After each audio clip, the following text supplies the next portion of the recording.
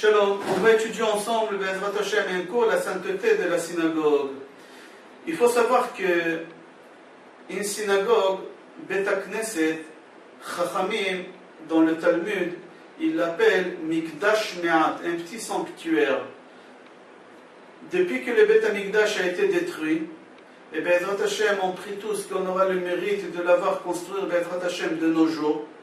On n'a plus le Bet Hamikdash, alors on prie dans des endroits où on se rassemble tous, un minyan, où on fait notre filote. Là-bas, il y a un chazan, quelqu'un qui dirige la tfila. Dans cet endroit, synagogue, qu'on appelle aussi Mikdash Me'at, un petit sanctuaire, là-bas, il y a la shrina, il y a la sainteté divine qui se trouve là-bas. Et c'est pour ça on met là-bas le Sefer Torah. Et c'est pour ça là-bas on s'est réunis tous pour faire la prière là-bas. Et exactement comme on faisait au Bet Hamikdash, on fait aujourd'hui à la synagogue. Au Bet Hamikdash, on avait le Kohen Gadol qui faisait les sacrifices et qui priait pour nous. Aujourd'hui, à la synagogue, au petit sanctuaire, on a le Chazan, on a le rabbin qui dirige la prière, qui prie pour nous et qui nous aide à faire la prière Be'ezrat Hashem. Au Bet Hamikdash, c'était la maison de Akadosh Baruch Hu. Aujourd'hui, au Bet Hamikdash, le Mikdash Me'at, le petit sanctuaire, c'est l'endroit où il réside Akadosh Baruch Hu, la Shrina se trouve. C'est exactement comme on avait au Bet Hamikdash. Aujourd'hui, la synagogue, ça représente le Bet Hamikdash. La synagogue aujourd'hui, Chachamim disent que c'est un endroit où on rentre là-bas pour prier et c'est connecté directement avec Akadosh Baruch Hu. Un homme qui vient à la synagogue pour se connecter directement avec Akadosh Baruch Hu, alors on va expliquer tous les tfilotes qu'il fait là-bas, tous les pensées qu'il a là-bas, comment ça peut fonctionner et comment ça peut influencer énormément sur lui, sur sa femme, sur ses enfants, sur ses parents, sur sa famille, sur sa parnassa, etc. C'est extraordinaire. Mais d'un côté, c'est lui qui vient à la synagogue, pas pour se connecter avec Akadosh Baruch Hu, mais c'est pour parler. C'est pour parler, je dis bien pour parler. Alors il faut savoir que c'est deux choses qui sont contradictoires. Tu viens à la synagogue, mais tu parles. Normalement, si tu viens à la synagogue, c'est pour te connecter avec Akadosh Baruch Hu. Mais si tu viens à la synagogue et tu parles, c'est-à-dire que tu es en train de montrer que cet endroit, il ne représente pas du tout le Bet Hamikdash. Ce n'est pas un petit sanctuaire, c'est un endroit, un bar, un café, on se réunit tous, et on boit un café, on fume une cigarette, et on discute, et on parle. Alors c'est impossible de venir à la synagogue et parler. Si on vient à la synagogue, c'est pour se rattacher, pour se connecter à Kadosh Baruch Hu et pas pour autre chose. Si aller à la synagogue pour parler, on n'a pas le droit d'aller à la synagogue, c'est strictement interdit. C'est exactement au moment que tu arrives dans un tribunal civil et tu veux écouter comment ça se passe. Il y a des endroits qui c'est porte ouverte, qu'on peut, on peut rentrer et écouter et voir comment ça se déroule. Et si tu rentres là-bas et tu parles avec quelqu'un, où ton portable sonne, tout de suite le juge demande à quelqu'un qui te met dehors à la porte gentiment. Et si tu ne veux pas gentiment, on te prend par les oreilles et on te met à l'extérieur. Je ne veux même pas comparer cet endroit-là, un tribunal civil, avec la synagogue. À Mavdil. Mais pourquoi, au moment qu'on rentre dans cet endroit, on a peur? On éteint le portable, on ne parle pas, on fait très attention de respecter tout ce qu'on nous demande pour qu'on puisse rester et voir comment ça se déroule. Mais à la synagogue, c'est beaucoup mieux. On ne peut même pas comparer le tribunal et la synagogue. La synagogue, ce n'est pas devant un juge que tu vas. C'est devant Akadosh Baruch Hu, le roi des rois. Devant la sainteté divine, Akadosh Baruch Hu, tu rentres chez lui à la maison et tu oses laisser ton portable sonner. Tu oses parler des choses qui ne concernent pas, faire des bruits, faire des choses que tu n'aurais pas osé faire ça dans un tribunal. Alors pour cela, si dans un tribunal, c'est logique pour toi qu'on te donnera une amende et on te mettra à la porte, aussi ça doit être logique pour toi qu'on te mettra une amende, parce que tu parles à la synagogue. Et l'amende qu'on va te mettre, ce n'est pas le rabbin qui va te mettre. La Gemara dit que c'est Akadosh Baruch Hu qui va te mettre cette amende.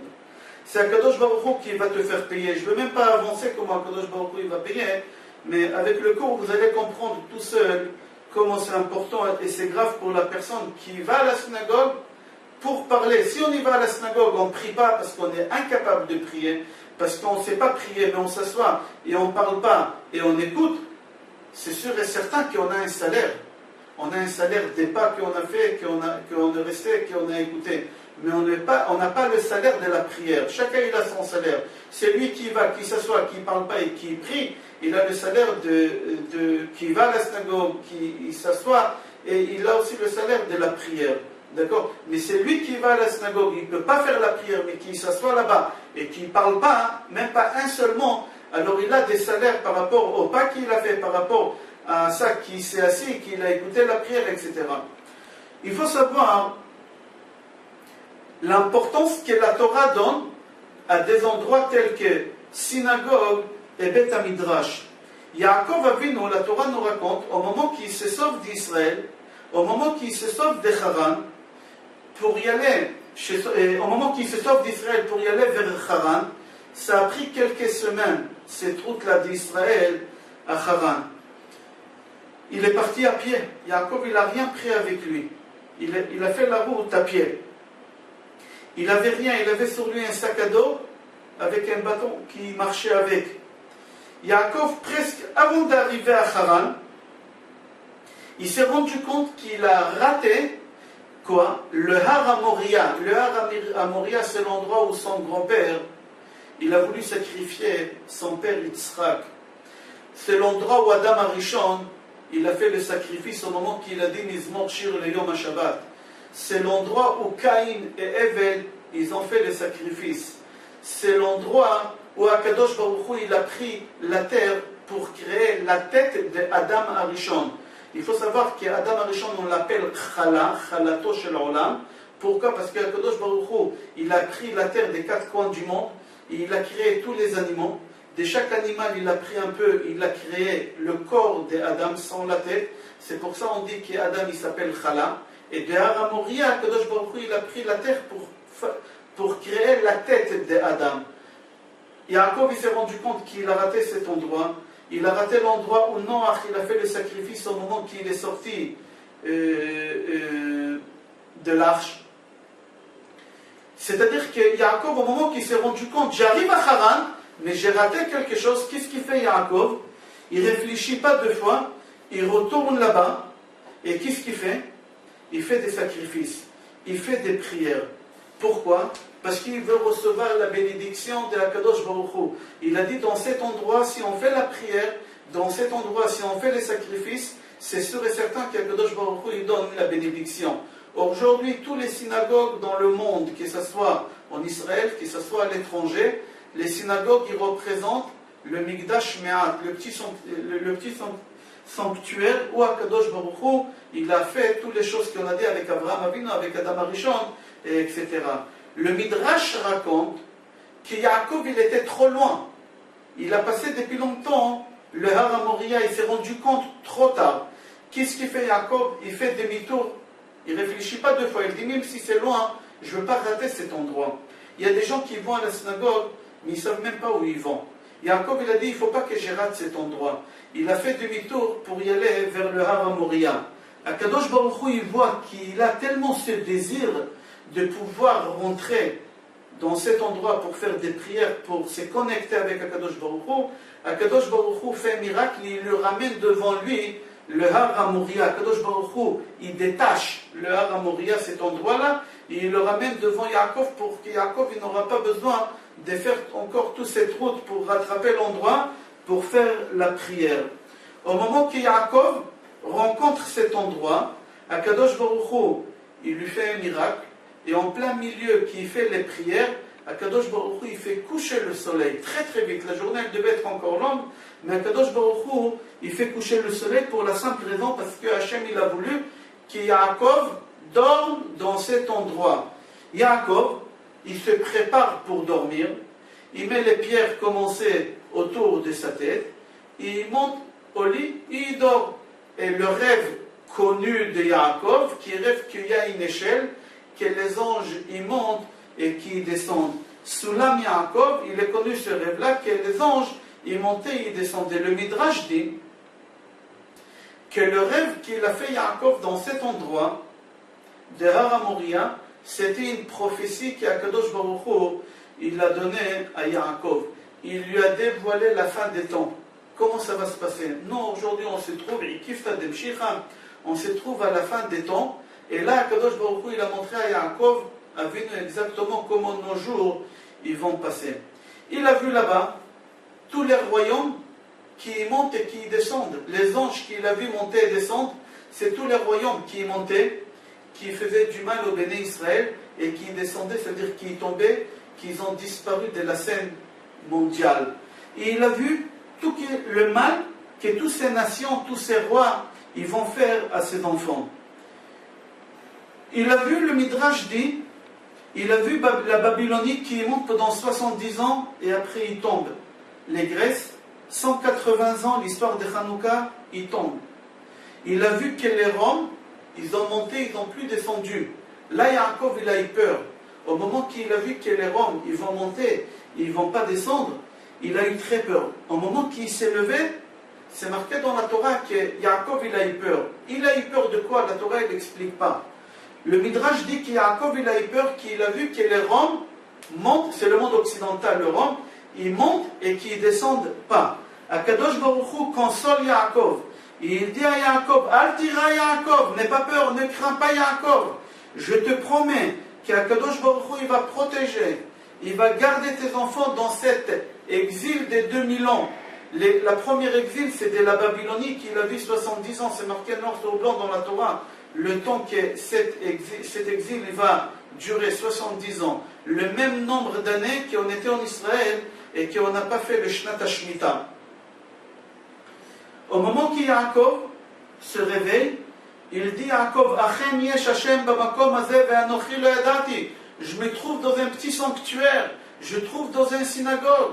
Et je me suis endormi dans une synagogue, je ne savais pas que cet endroit, il est saint. Je ne savais pas que c'est ici le Har HaMoriah.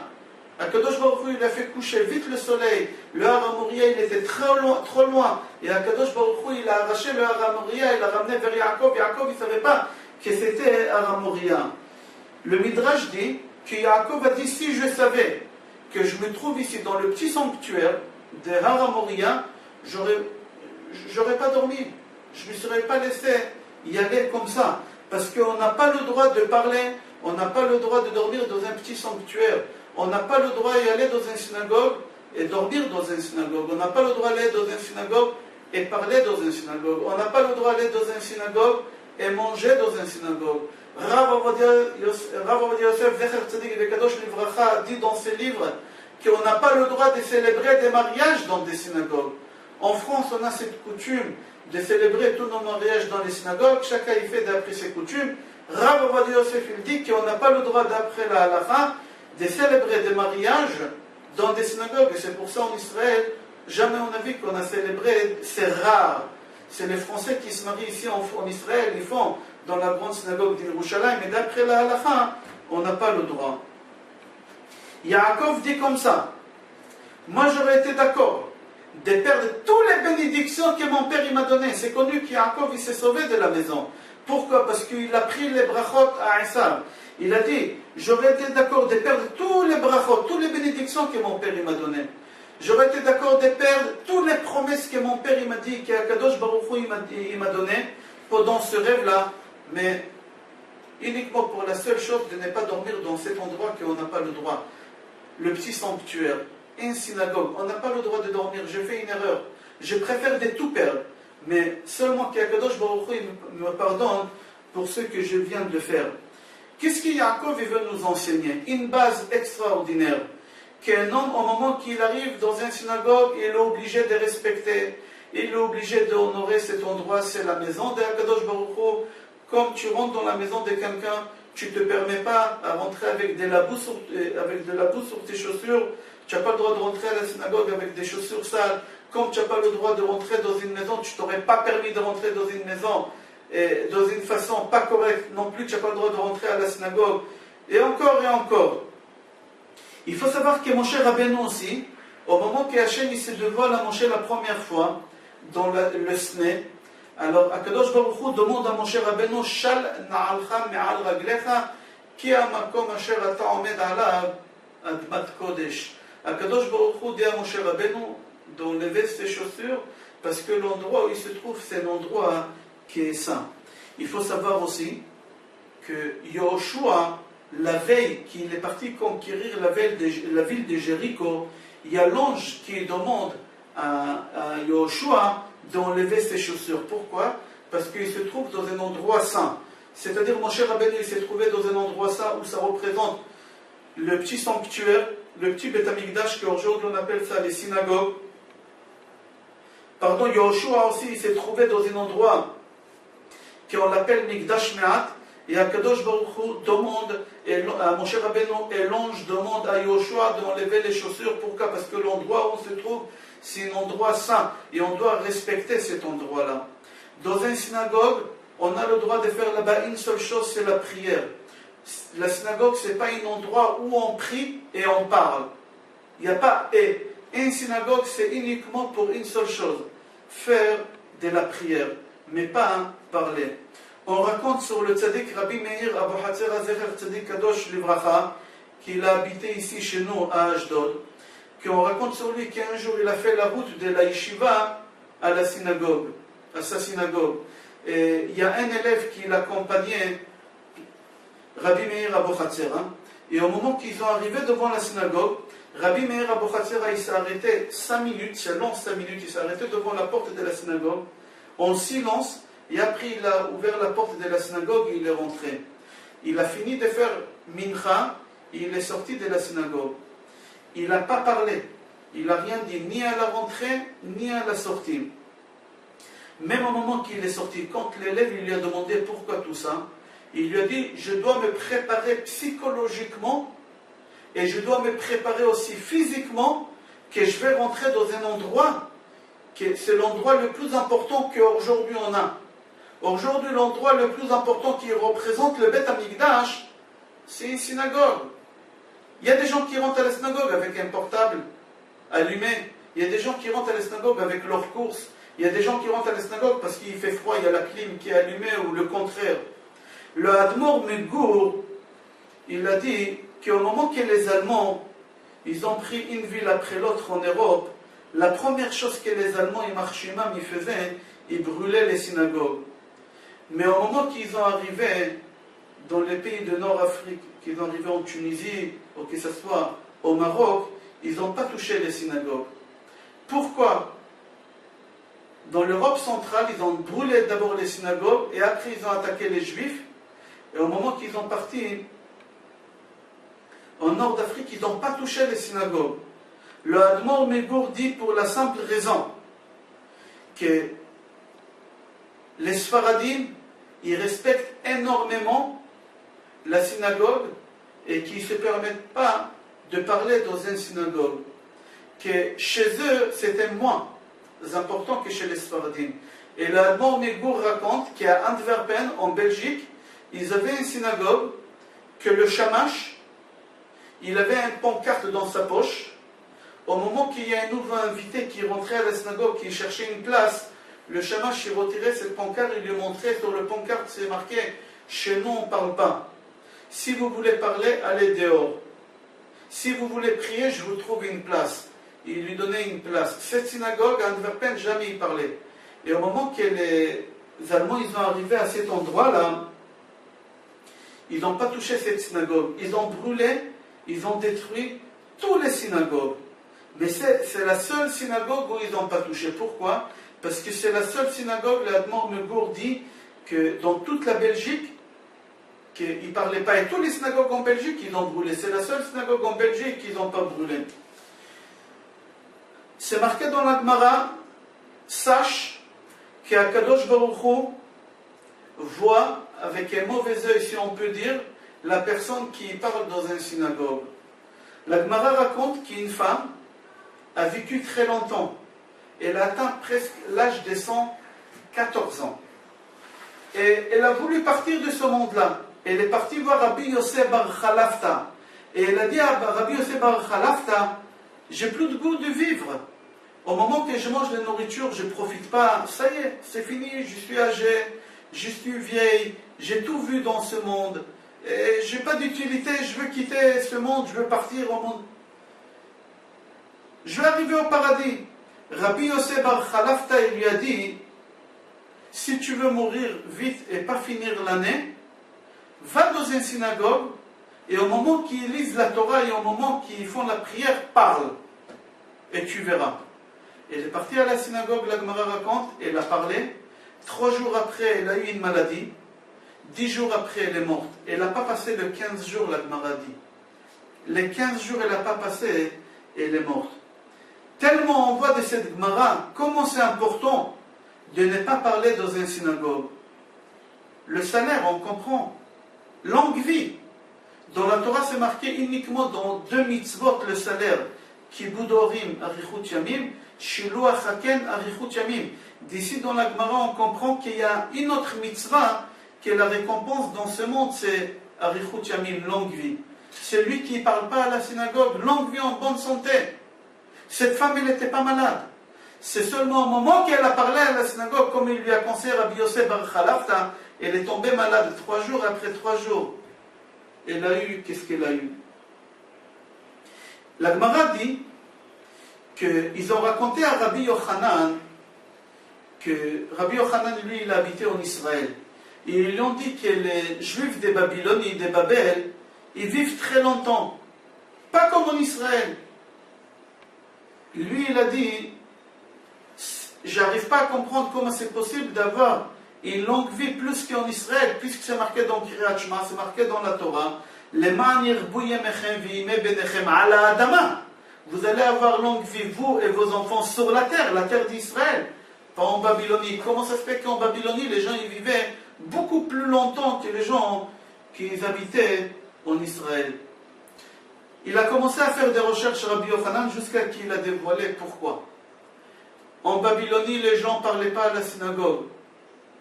Au moment de la prière ou pas au moment de la prière, dès qu'ils ont rentré à la synagogue, même s'ils n'ont pas commencé la prière, c'est dans 20 minutes, dans un quart d'heure, ils gardaient le silence. Ils finissaient la prière, il y a encore un battement entre Mincha et Arvit, ils ne parlaient pas. Ils ne parlaient pas. Et c'est pour ça qu'ils ont eu une longue vie. Comme ça, la Gemara raconte. Le Zohar HaKadosh dit que dans les synagogues, il y a des fenêtres. On ne va pas rentrer maintenant. Le Ben Ishraï dit qu'il faut avoir 12 fenêtres, 4 de chaque côté, aussi des 2 côtés, comme les 12 tribus. Il y en a qui disent qu'il faut 10, comme les 10 sphirotes. C'est pas ça, mais le Zohar HaKadosh, qu'est-ce qui m'intéresse? Il dit qu'il y a des fenêtres. Et par ces fenêtres, il y a une lumière qui pénètre dans la synagogue. Quelle lumière? Pas la lumière du jour ou la lumière de la lune. C'est une lumière spirituelle invisible. Et cette lumière, elle pénètre dans la synagogue par les fenêtres, et elle pénètre dans les corps des gens et dans le visage. Le Zohar HaKadosh dit de tous ceux qui ne parlent pas. Celui qui ne parle pas à la synagogue, il profite d'avoir cette lumière invisible, spirituelle, qu'elle pénètre dans son corps.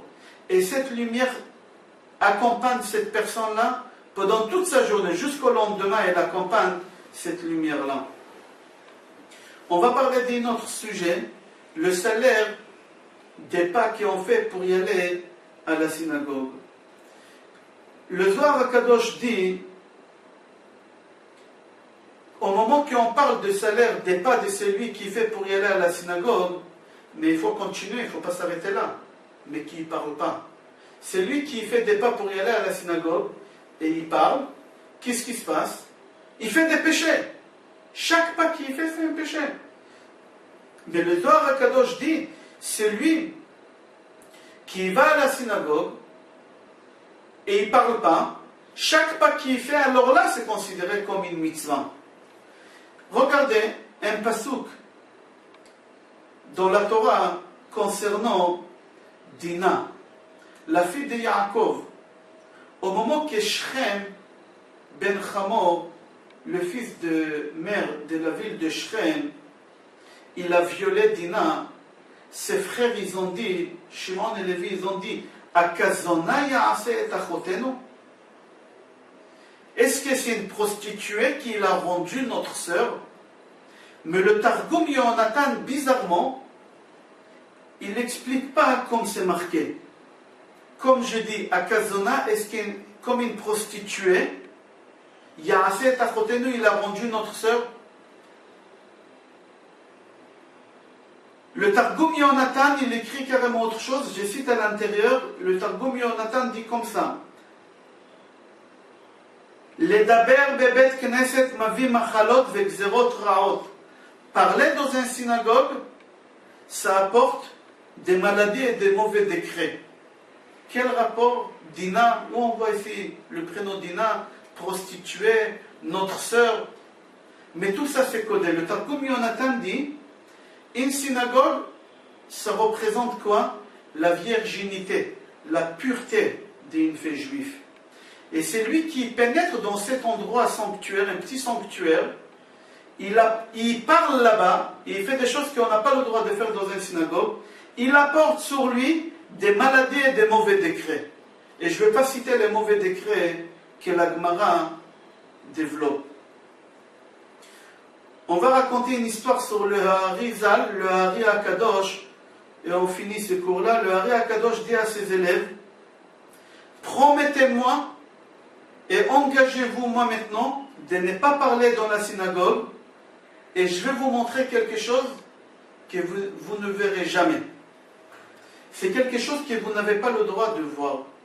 Les élèves, ils lui ont promis. On s'engage à ne plus parler dans la synagogue. Il leur a dit que vous allez voir pendant la prière. Samedi matin, au moment qu'ils ont ouvert la Torah, il fallait appeler la première montée Ya'amod Kohen. Non. Arizal, il s'est levé, il a dit Ya'amod Avraham Avinu Bimkom Kohen. Et Avraham Avinu, il est rentré, il est monté à la Torah. Les élèves, ils n'ont pas branché, ils ont vu Avraham Avinu. Lévi, au lieu d'appeler Lévi, le Arizal dit Ya'amod Yitzhak Avinu Likro Batorah Bimkom Lévi. Monter Israël, qui c'est Yaakov qui s'appelle Velo Ikereshvra Yaakov qui est Israël, qui s'arrita im Elokim ou Bnei Adam, Israël c'est Yaakov Avinu, Yamod Yaakov Avinu. Et après il y a 7 montées Shabbat, et il a monté les 7 bergers, Avraham, Yitzhak, Yaakov, Moshe, Aaron, David et Yosef. Les élèves de Harizal, ils ont eu le mérite de voir Avraham, Yitzhak, Yaakov, les 3 patriarches, Moshe Rabbeinu, son frère Aaron, David Amelech et Yosef. Extraordinaire. Tout ça, pourquoi ils ont eu le mérite d'avoir ça? Parce qu'ils se sont engagés, ils n'ont même pas commencé, seulement ils se sont engagés à ne pas parler dans une synagogue. C'est-à-dire, celui qui prend sur lui maintenant, à la fin de ce cours-là, de ne plus parler dans une synagogue, c'est pas moi que je lui promets, parce que moi je ne suis rien du tout. Mais c'est le Zohar HaKadosh, c'est la Gemara, c'est Chachamim qui disent, tout celui qui rentre dans une synagogue et qui ne parle pas, primo, c'est comme s'il a fait la prière au Beth Amikdash. Deuxième chose, la Gemara dit, il aura la bracha de la Parnassa, la santé, Shlom Bayit, les enfants Talmidei Chachamim, la Gemara elle développe extraordinaire. Maintenant qu'on a pris conscience comment on doit se conduire à la synagogue, chacun il doit prendre sur lui, même à apprendre et même à transmettre aux autres comment il faut se conduire dans la maison, dans un Bet Knesset, un petit sanctuaire que c'est la maison d'Akadosh Baruch Hu aujourd'hui, et prier à Akadosh Baruch Hu qu'il construit le Bet Amikdash et qu'on puisse aller tous là-bas faire les korbanot Be'ezrat Hashem, et qu'Akadosh Baruch Hu, notre Père Be'ezrat Hashem, il aura sa maison, il n'a pas de maison, il aura sa maison. Aujourd'hui tout le monde il veut le Mashiach. Pourquoi? Parce que tout le monde ils ont des problèmes. Demandez à n'importe qui, pourquoi tu veux le Mashiach? Parce que ma grand-mère, parce que mon grand-père, parce que mon père, parce que mon fils. Mais est-ce que tu as eu l'idée de dire, parce que mon père, Dieu, il n'a pas de maison, je veux le Beth Amikdash que pour lui? C'est ça le petit sanctuaire, c'est la maison de Akadosh Baruch Hu. Je vous souhaite bracha v'atzlacha b'sorot tovot kol tov.